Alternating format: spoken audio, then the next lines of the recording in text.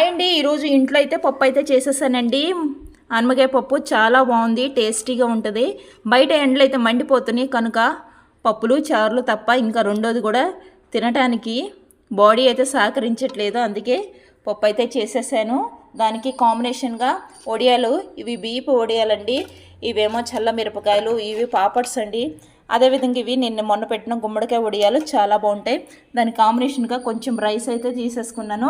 దాంట్లోనికి కొంచెం టమాటా చట్నీ పక్కగా పెట్టేసుకొని లాస్ట్లో మజ్జిగ లేదా పెరుగు అయినా వేసుకొని తినొచ్చు. చాలా జాగ్రత్త అండి, ఎండలు అయితే మండిపోతూ ఉన్నాయి, భయంకరంగా ఉన్నాయి. ఎవరు కూడా బయటికి రావద్దు, చాలా జాగ్రత్తగా ఉండండి. ఈ వీడియో కనుక మీకు కనుక నచ్చింది అనుకోండి, లైక్ చేయండి.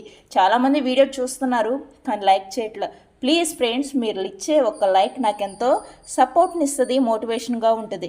కాబట్టి మీరు నా వీడియోని చూసి ఒక లైక్ అయితే